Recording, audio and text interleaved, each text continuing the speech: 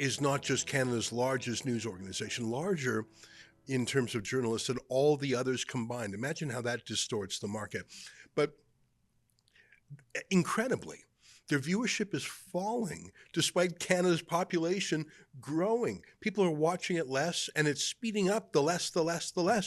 So they put together a panel to figure out what's going on, and you're going to laugh at this. One of my favorite guys is joining us today. You know who I'm talking about, Franco Terrazzano of the Taxpayers Federation. He joins us now via Skype from Calgary. Franco, everybody knows what's wrong with the CBC, but only this government would spend $250,000 finding experts from the CBC to tell us what's wrong with the CBC. Tell us the facts. Give me the scoop. What's really going on here? And, I'm laughing just because of how ridiculous this waste of money really is, right? So, the government is dropping $200,000 plus on this 7-person modernization panel to figure out, I guess, what's wrong with the CBC and how to move forward. And you know what?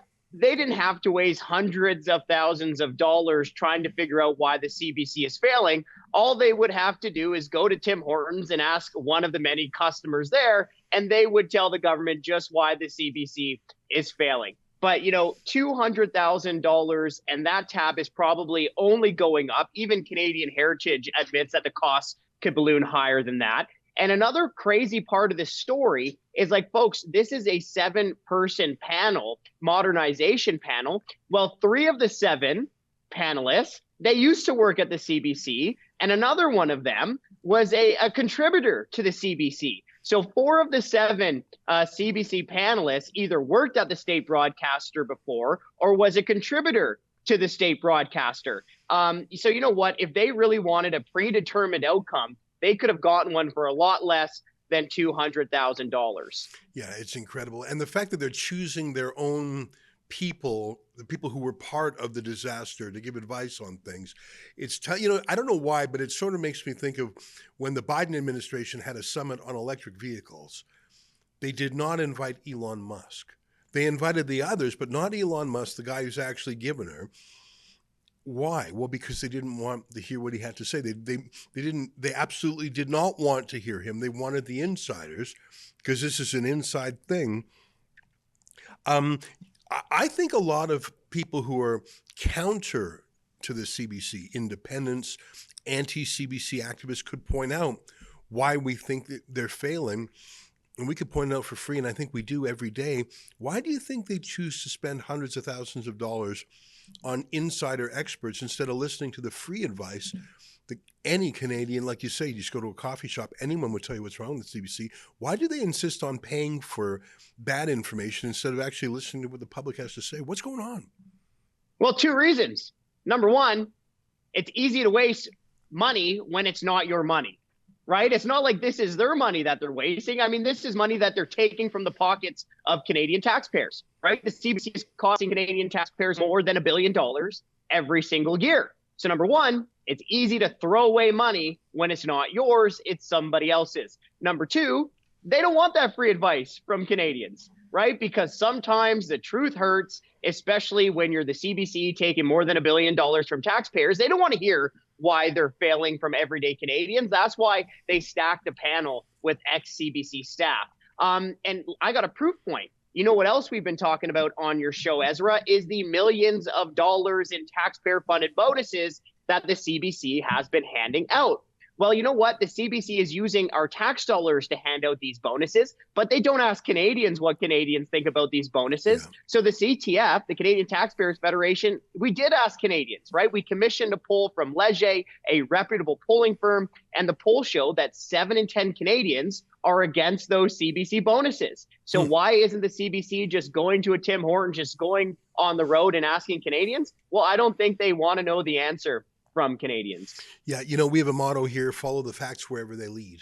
That's hard to do because you have a preconception in mind. It's something called confirmation bias. You love an answer that's exactly what you thought you were looking for. It's tough sometimes, and I find it tough too. We go out into the world. We have a very strong, we went down to Springfield, Ohio a couple of weeks ago. We thought we were going to see people eating dogs and cats. We couldn't see any evidence of it. And we were sort of excited about that crazy story. But you've got to, listen to the facts as they are. And we did not find any evidence of that.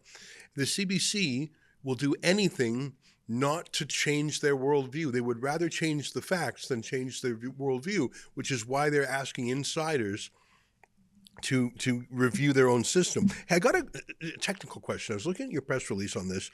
You said the total cost of the panel is more than, we're talking about the CBC panel, more than $280,000, including $106,500 for panel members. That's a sweet gig. I'd do it for free, by the way.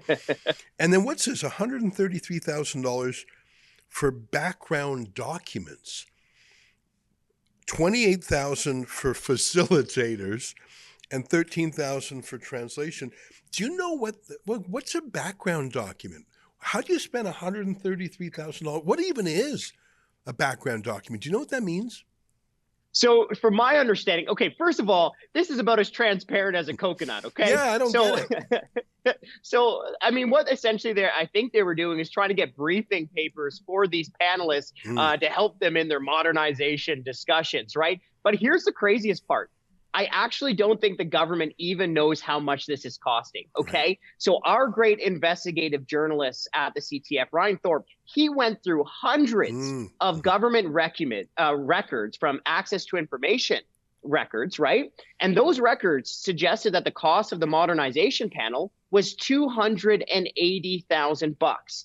So Ryan did a follow-up with Canadian Heritage, the department in charge of the CBC, and the Heritage Department said, well, the costs are actually more like $200,000.